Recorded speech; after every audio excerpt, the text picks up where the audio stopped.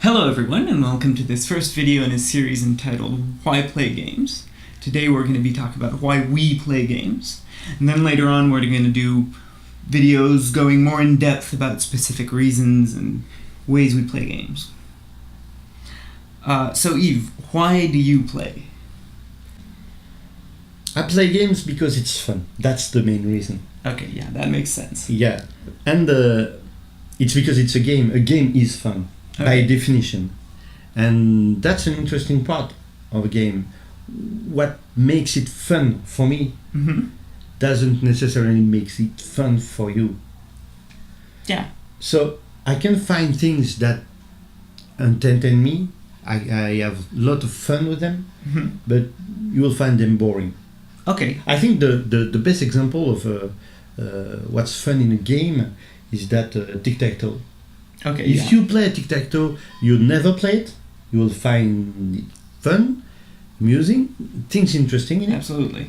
Once you know how to, I was about cheese to say the game, not lose in the game. Once you know the strategy, right? Yeah, it's useless, yeah. And it's boring. So I don't want to play. If I don't want to play, it's not a game. Gotcha. To me, it's fun. I want to play it. So, video games basically have to be fun in that sense for you. Oh yeah. Okay. Yeah. It's video games are games. Yeah.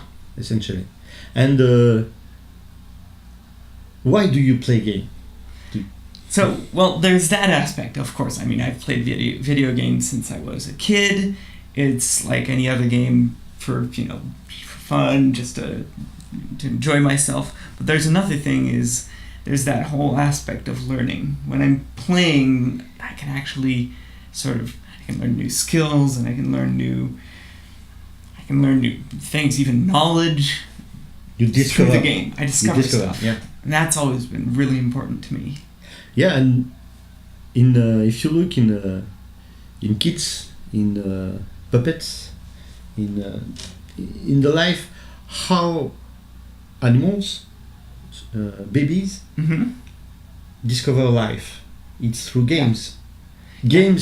Games is naturally used to learn things. Absolutely. How to hunt. Look, cats. There's cats here. You can't see them. Maybe you will see them later. But when they were kids, they were playing how to hunt, how to defend themselves, how to escape by playing games. Yeah. Games is how animals learn things. I mean, most of our social interactions we learn through games when we're kids. Games with our parents, games with other kids. I mean, even games with teachers in class. Yeah. That's how we learn stuff. And it's actually an incredibly effective way of learning things, because when you go to school or when you learn a new job, the only times when you're actually going to learn something fast and want to learn it is when it's fun, when the teacher's fun, when the classroom is fun, when you're having fun. So I think that's why games, I really enjoy that bit, and I agree. That's why games work to teach us stuff. Yeah. Because they're fun. It sort of goes together. It's a powerful tool to learn new things. Maybe the most powerful tool. There's something else. Yeah.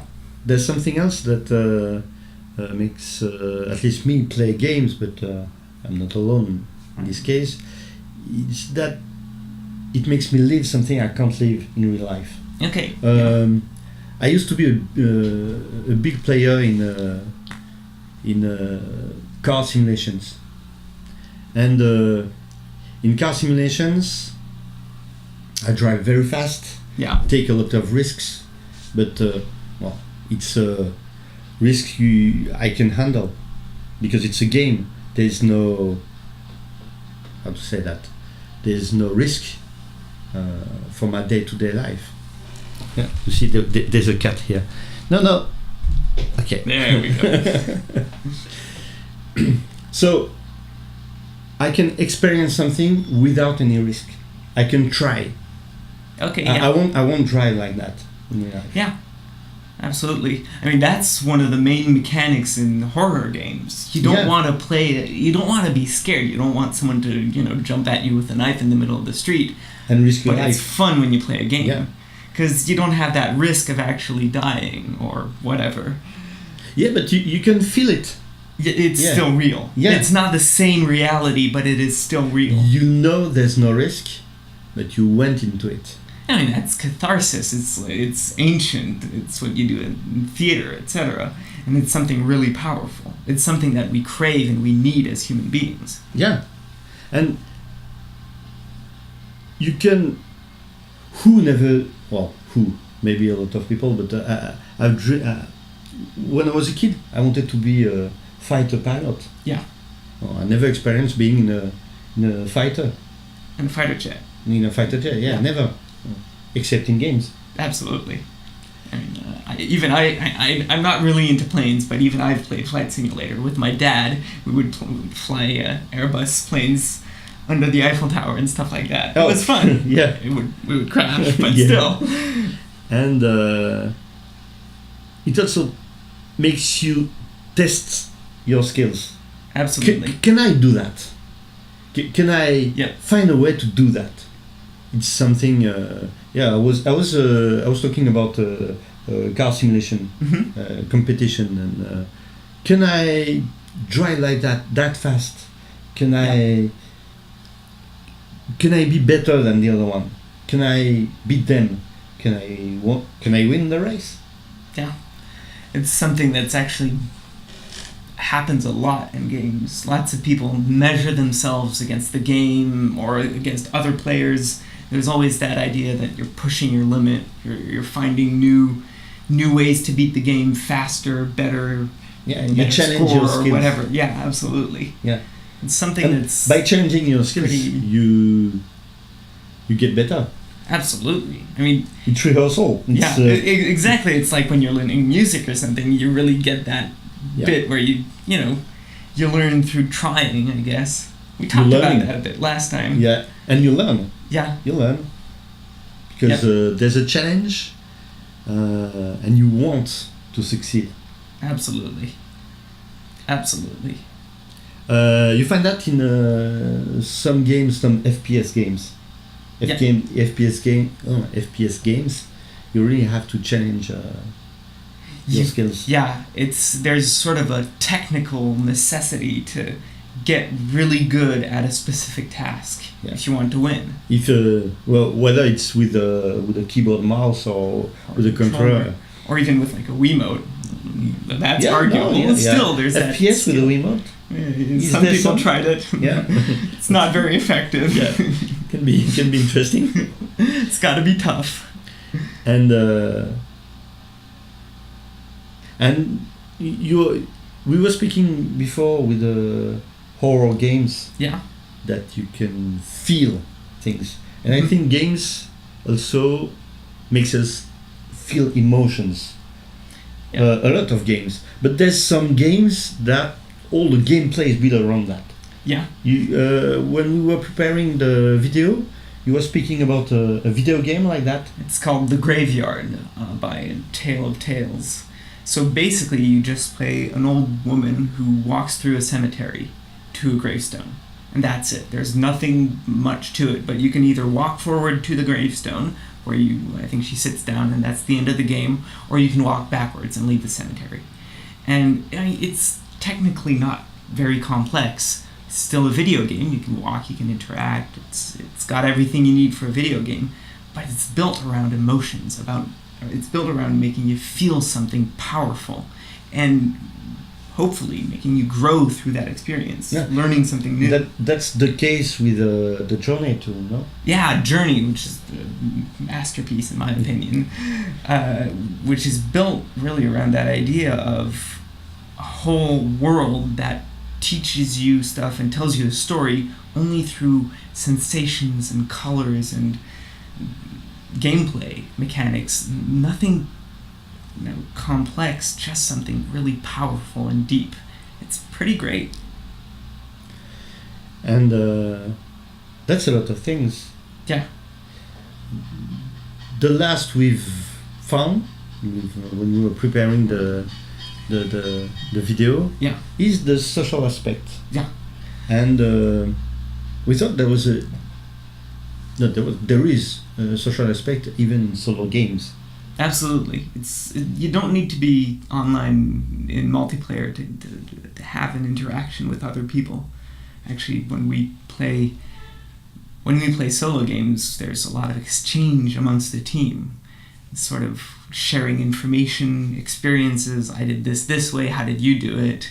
Among the team, and also with the wikis, forum, videos. Absolutely, online. Social media has become big in video games. That's a community. There's a real social aspect in that area. Yeah. So there's some social networks around games. There's some forum. A forum is a social network. Yeah. And even chat on something like Twitch. There's sort of an interaction between the guy playing and in communities. People. Yeah. You become part of a community of a group of people that can share their experience. They can share their emotions, their feelings in the games. And in that sense, at least to me, playing games becomes part of your cultural identity. Yeah. The fact that you play games, but also the games you play, how, with whom, etc. You get that thing where you have sort of common experiences and common knowledge with people. And that's something really powerful socially. It brings people together and it creates friendships.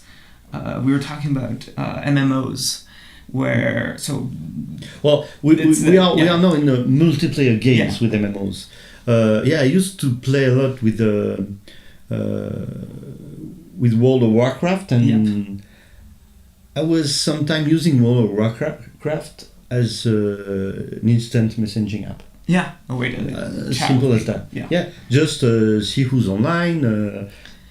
How they are, etc. We were talking about how both you on World of Warcraft and me on Minecraft and other things we did role-playing. Yeah. Where people actually create like real communities and have real social interactions in a virtual world. Their characters get married. There's some burial, there's some party. It's powerful. Yeah. It's meaningful. And it's real social experience. Yeah. It's pretty amazing what can happen in that sense. And on other games, in World of Warcraft that was the case, there's a real teamwork involved. Yeah. There's a real teamwork involved to down some boss in some dungeons, on PvP, to create strategies, but also in other games like hello you. Hey there. Also on games like Overwatch. Yeah. On games like Overwatch, like LoL, like Dota, it's games that you need to build your team. You need to come on. You need to build your team. You need to work together to achieve the goal. In Overwatch, we can make an episode on Overwatch. Yeah, by itself. But on Overwatch, it was built around that idea of teamwork. Yeah, it's not sufficient to be good. No, actually, you need to work with a team, so the team is good.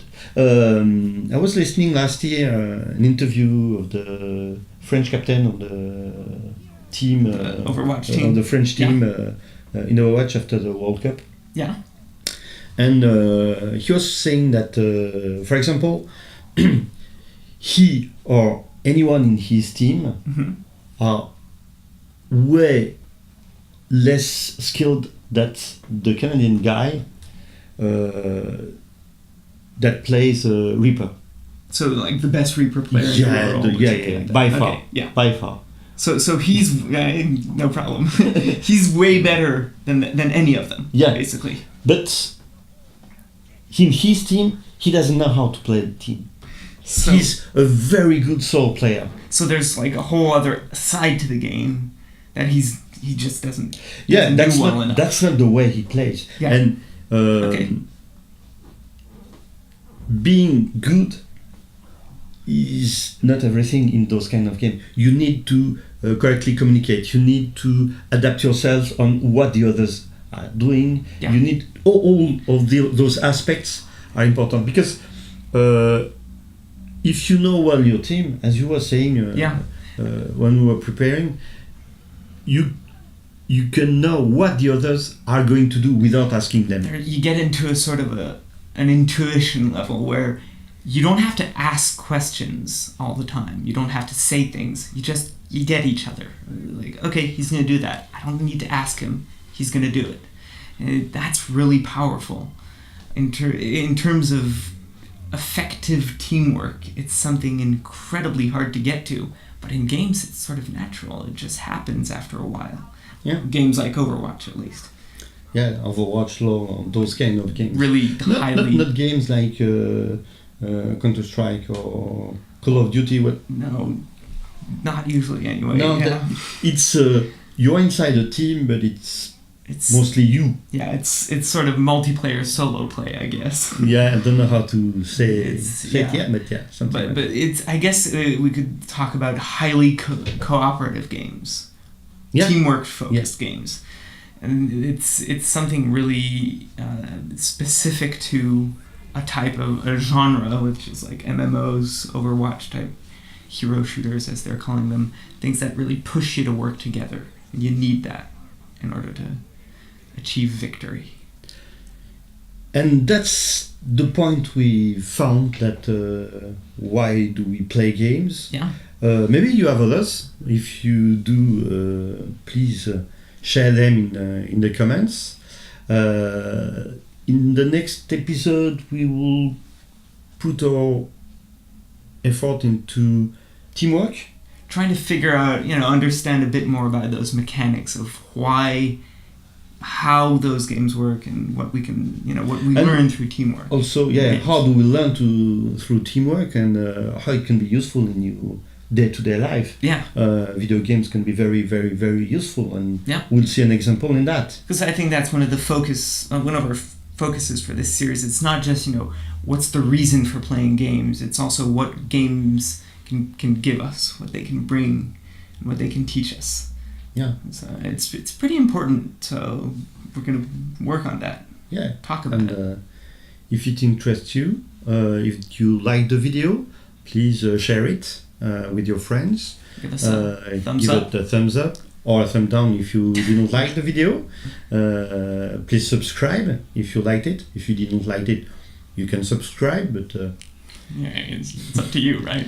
And see you next time. See you guys. Bye. Bye.